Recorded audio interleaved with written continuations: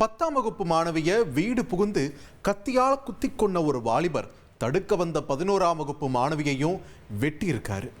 1.5 ஆண்டு கால காதல் தோல்வியில் முடிந்ததால் நடந்த பயங்கரம் இது.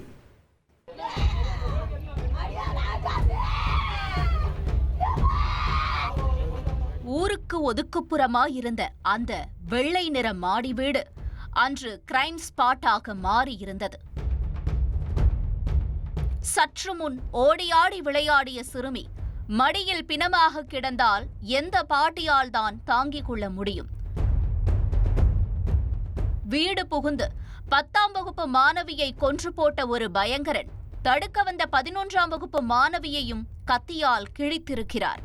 அந்த ஆத்திரத்தில் பொதுமக்கள் கொலைகாரனை பிடித்து அடித்து துவைத்திருக்கிறார்கள்.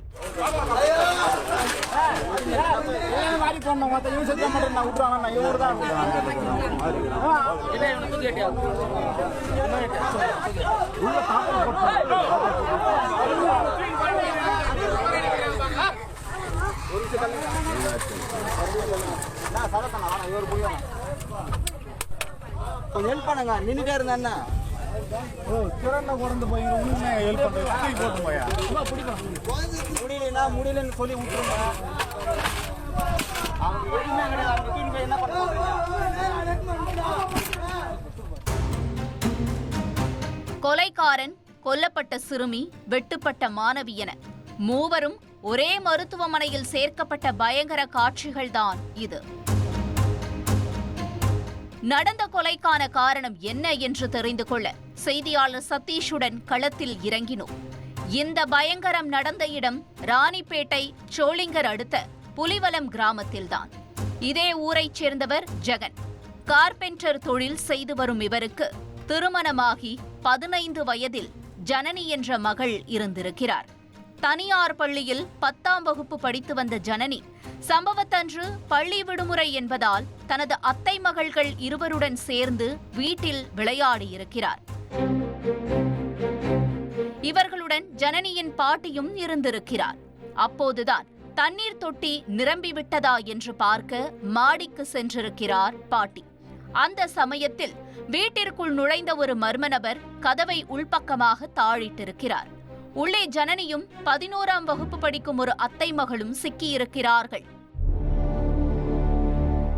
சற்று நேரத்தில் உள்ளே இருந்து சிறுமிகளின் அலறல் சத்தம் கேட்டிருக்கிறது. பதறிப்போன பாட்டி கீழே வந்து கதவை திறக்க முயன்றுள்ளார். ஆனால் முடியவில்லை. இதனால் அக்கம்பக்கத்தினரை அழைத்து வந்து கதவை திறக்க முயற்சி செய்திருக்கிறார்கள். அப்போதும் கதவு திறக்காததால் ஜன்னல் வழியாக உள்ளே என்ன நடக்கிறது என எட்டி பார்த்துள்ளனர். அப்போது அவர்கள் கண்ட காட்சி கொடூரமானது. உள்ளே உடல் முழுவதும் வெட்டுக்காயங்களுடன் ஜனனி இரத்த வெள்ளத்தில் இறந்து கிடக்க, மற்றொரு மாணவியோ கையில் அடிபட்டு மயங்கி கிடந்துள்ளார். உடனே கடப்பாறையால் கதவை உடைத்து உள்ளே நுழைந்தவர்கள் அந்த மர்ம நபரை மடக்கி பிடித்து அடித்து வெளுத்திருக்கிறார்கள். தகவல் அறிந்து சம்பவ இடத்திற்கு விரைந்த போலீசார் ஜனனியின் உடல் மற்றும் வெட்டுப்பட்ட மாணவியை மீட்டு சோளிங்கர் மருத்துவமனைக்கும் அனுப்பி வைத்திருக்கிறார்கள். மேலும் பொதுமக்கள் தாக்கியதில் நிலை குலைந்து போன அந்த மர்ம நபரையும் மீட்டு சிகிச்சைக்காக அதே மருத்துவமனைக்கு அனுப்பி வைத்தனர். இச்சம்பவம் தொடர்பாக கொலை வழக்கு பதிவு செய்த போலீசார் நடந்த பயங்கரத்திற்கான காரணத்தை அறிய விசாரணையை தொடங்கியுள்ளனர்.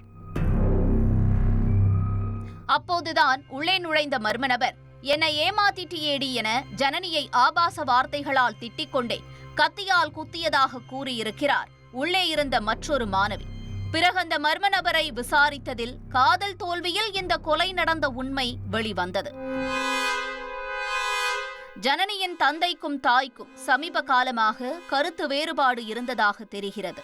இதனால் ஜனனியின் அம்மா கணவனை பிரிந்து திருவள்ளூர் மாவட்டம் கேஜி கண்டிகை பகுதியில் உள்ள தாய் வீட்டில் வசித்து வருவதாகவும் சொல்லப்படுகிறது. ஜனனியும் அங்கேயே தாயுடன் இருந்துள்ளார். அப்போதுதான் அதே பகுதியைச் சேர்ந்த 21 வயதான சுப்பிரமணி என்ற வாலிபருடன் ஜனனிக்கு பழக்கம் ஏற்பட்டிருக்கிறது. சுப்பிரமணி ஆந்திராவில் உள்ள கறிக்கடையில் வேலை பார்த்து வந்திருக்கிறார். இருவருக்கும் இடையே ஏற்பட்ட பழக்கம் காதலாக மாற கடந்த 1.5 ஆண்டுகளாக இருவரும் உருகி காதலித்து வந்துள்ளனர். அந்த காதலின் ஆழத்திற்கு சுப்பிரமணியின் இன்ஸ்டா போஸ்டுகளே சாட்சி. இந்த நிலையில்தான் சமீபத்தில் பள்ளி விடுமுறை என்பதால் மகளை புலிவலத்திற்கு அழைத்து வந்திருக்கிறார் ஜனனியின் தந்தை ஜெகன்.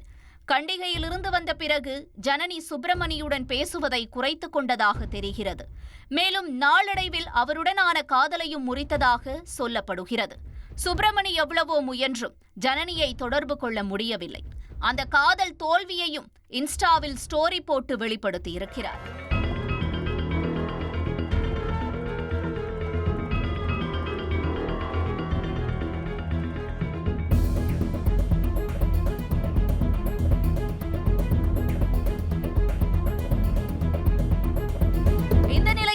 தன்னை ஏமாற்றிய சிறுமியை விட்டு வைக்க கூடாது என முடிவு செய்த சுப்பிரமணி புலிவலத்திற்கு சென்றுள்ளார். அங்கே ஜனனியின் வீடு தனிமையில் இருந்ததால் ஆள் இல்லாத நேரத்திற்காக காத்திருந்துள்ளார். ஜனனியின் பாட்டி மாடிக்கு சென்ற நேரம் பார்த்து வீட்டிற்குள் நுழைந்து ஜனனியை கத்தியால் குத்தி கொடூரமாக கொலை செய்திருக்கிறார் சுப்பிரமணி. தடுக்க வந்த ஜனனியின் அத்தை மகளையும் வெட்டியது விசாரணையில் தெரிய வந்திருக்கிறது. தொடர்ந்து ஜனனியின் சடலத்தை உடற்கூறு ஆய்வுக்காக அடுக்கம்பாறை மருத்துவமனைக்கு அனுப்பிய மருத்துவர்கள் சுப்பிரமணி மற்றும் பாதிக்கப்பட்ட மற்றொரு மாணவியையும் அதே மருத்துவமனைக்கு மேல் சிகிச்சைக்காக அனுப்பி வைத்தனர். சிகிச்சைக்கு பின் சுப்பிரமணியிடம் நடத்தப்படும் முழு விசாரணைக்கு பிறகே இதில் வேறு ஏதேனும் மர்மம் உள்ளதா என்று தெரிய வரும்.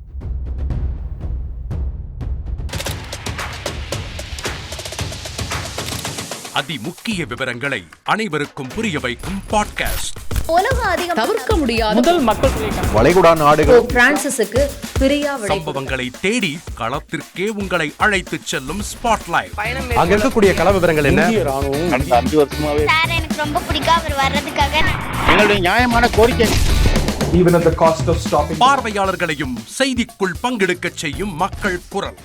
50 ரூபாய் எங்களுக்கு தண்ணிக்கு ஒரு தீர்வே இல்லைங்க. 10 வருஷமா எங்களுக்கு சரியான ஒரு விடிவு கிடைக்கவில்லை. 60,000 ஏக்கருக்கு தான் கேட்கிறோம். பிச்சை கேட்கறாங்க. புத்தம் புதிதாக வித்தியாசமாக பாகிஸ்தான்ல 4 இடம் என்ன படிக்கலாம்ன்றதுல பேரண்ட்ஸும் என்கரேஜ் பண்ணணும், ஸ்டூடெண்ட்ஸும் தேர்வு செஞ்சு. எனக்கும் சீமானனுக்கும் பெரிய வித்தியாசம் இல்லைங்க. ஒரு பாயிண்டா சொல்லணும். உங்களுக்கான தலைவர்களை பொழுதுபோக்கு தளத்தில் தேடாதீர்கள், போராட்ட களத்தில் தேடுங்கள். அனைத்தும் உங்களுக்காக. எப்போதும் இணைந்திருங்கள் தந்தி டிவியுடன்.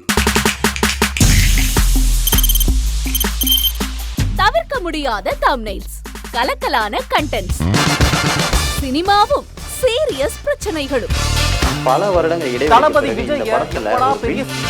கலகலப்பும் கைகலப்பும்.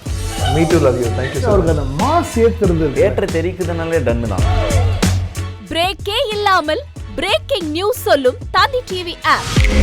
இன்ஸ்டா தலைமுறை வரை இறங்கி அடிக்கும் தந்தி டிவியின் டிஜிட்டல் எக்ஸ்க்ளூசிவ். அது தண்ணிக்குள்ள போகும்போது ஹேங் ஆயிடுச்சு.